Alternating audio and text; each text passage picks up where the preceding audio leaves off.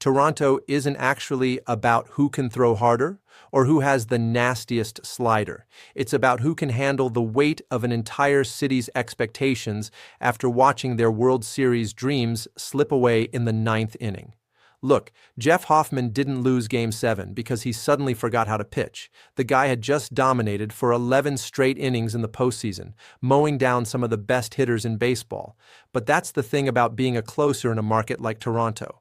One mistake, one bad pitch, and suddenly everything you did right gets overshadowed by what went wrong when it mattered most. Let me be clear about something right from the start. The Blue Jays bullpen heading into 2026 is pretty much locked in unless they make a move. You've got Hoffman, obviously, but then you've got Yimi García, Tyler Rogers, Lewis Varland, and potentially Braden Fisher for high-leverage situations. That's not a terrible group on paper. The question everyone keeps asking, though, is whether anyone in that group can actually take over the ninth inning if Hoffman keeps struggling or if the front office decides they need to make a change. When Toronto signed Hoffman to that 3-year, $33 million deal, they thought they were getting the guy who dominated for Philadelphia, and they had every reason to think that. In 2023 with the Phillies, Hoffman put up a 2.41 ERA with a strikeout rate over 33%.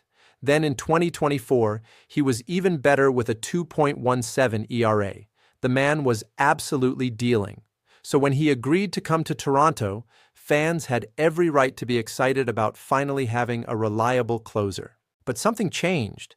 Maybe it was the pressure of a new city, maybe it was the adjustment to the American League East, or maybe it was just one of those weird seasons that happens to every pitcher at some point. Over 68 innings last year, Hoffman's ERA ballooned to 4.37. His walk rate went up, his FIP was nearly 5, and most concerning of all, he was giving up home runs at an alarming rate. 15 home runs allowed. Think about that for a second. Only one reliever in all of baseball gave up more long balls than Hoffman, and that was a guy from Washington who wasn't even closing games. Among actual closers with 30 or more saves, nobody was even close. The next highest was Emilio Pagan with 10. Hoffman gave up 50% more home runs than any other closer in baseball. That's a serious problem when you're trying to protect one-run leads in the ninth inning. You can't be serving up meatballs that end up in the seats. But here's where it gets interesting. For most of the postseason, Hoffman looked like a completely different pitcher. Through his first 11 innings in the playoffs, he had given up just one earned run. He was striking out batters at nearly a 40% clip. He closed out both the Yankees in the division series and the Mariners in the championship series. The guy looked untouchable, and then Game 7 happened.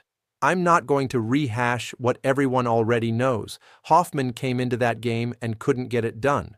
Miguel Rojas and Shohei Ohtani got the better of him, and the Dodgers celebrated on Toronto's field. If those two outs happen, we're not even having this conversation. But they didn't. And now here we are wondering if the Blue Jays need to look elsewhere for their closer in 2026. Enter Yimi García. Now this is someone who could legitimately make a case for the ninth inning role. Before he got hurt last season, García was putting up solid numbers with a 3.86 ERA in 21 innings. Sure, his strikeout rate was down and his walk rate was up, but you have to wonder how much of that was because he was pitching through an injury. When he was healthy in 2024, García was absolutely the best reliever in Toronto's bullpen. A 2.7 ERA, strikeout rate over 36%, walk rate at just 7%. Those are closer numbers right there. The Blue Jays clearly value García because they brought him back after trading him to Seattle at the 2024 deadline. That trade sent him west for Jonathan Clays and Jacob Sharp, but Toronto wanted him back badly enough to sign him again in the offseason. If Hoffman continues to struggle with the home run ball and García stays healthy and pitches like he did in 2024, you could absolutely see the Jays making a switch. García has the stuff, he has the track record, and he's shown he can handle high-pressure situations. Then there's Lewis Varland, who might be the most intriguing name in this conversation. The Blue Jays went out and got him from Minnesota at the 2025 trade deadline, giving up Alan Roden and Kendry Rojas. That alone tells you they think highly of him. Varland was a starter who moved to the bullpen full-time and suddenly figured it all out. In 49 innings with the Twins, he posted a 2.02 ERA. His strikeout rate was solid at nearly 24%, and his walk rate was excellent at under 7%. Plus, the guy has years of team control remaining, which means Toronto sees him as part of the long-term plan. The beauty of having Varland is that he gives the Blue Jays flexibility. If Hoffman falters or if García gets hurt again, Varland could slide into a late-inning role without missing a beat. He's already proven he can handle pressure situations, and his numbers suggest he's only going to get better as he gains more experience out of the pen. Tyler Rogers is another name worth mentioning. The submarine-style pitcher has been a reliable option in the middle innings, and while he's probably not the first choice for closer, stranger things have happened. Baseball has a way of surprising you like that. One day, a guy is setting up the setup man, and the next thing you know, he's recording saves because he's the only one not giving up home runs. So where does this leave the Blue Jays heading into 2026? They've got options, which is better than having no options at all.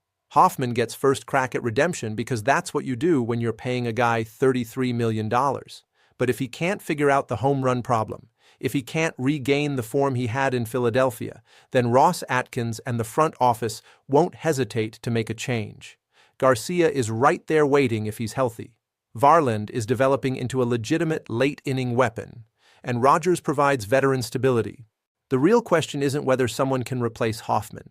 The real question is whether Hoffman can replace the version of himself that broke Toronto's heart in Game 7. Because until he does that, until he proves he can slam the door when everything is on the line, this conversation isn't going anywhere. The Blue Jays need a closer they can trust. Right now, they're not sure they have one.